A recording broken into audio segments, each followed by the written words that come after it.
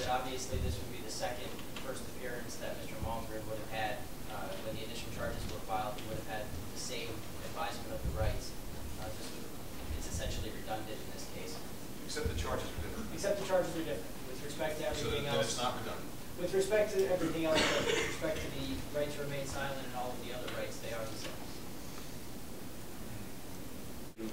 Counsel is correct. We did discuss the matter, and we agreed to allow the bail to stand at the current amount with regard to all four charges.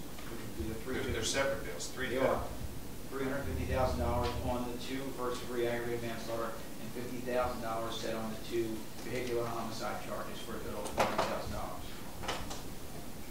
That's your agreement? Yes. No objection, Judge. That's fine. So it would appear that the certification provided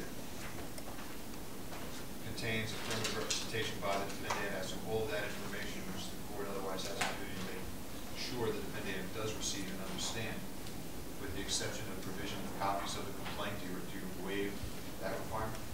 Judge, I believe in the very first paragraph of the certification, it does indicate that he received a copy of it. But not from the court.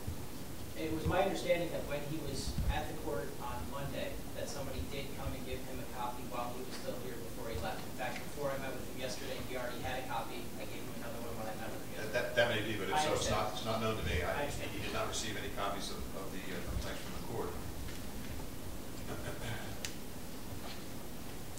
The certification would appear substantively to satisfy the requirements of Rule 342B. Mr. Johnson? I don't disagree, Judge. Well, that being the case, I find that the requirements of Rule 342B have been satisfied on the application of the defendant through counsel. The waiver of the first appearance, I gather this is not the original, although it appears it might be. Judge, I don't know if the copy I gave you was the original. The original should be on file. It was clearly filed. Correct. Today, let's make sure that the original finds its way to criminal case management.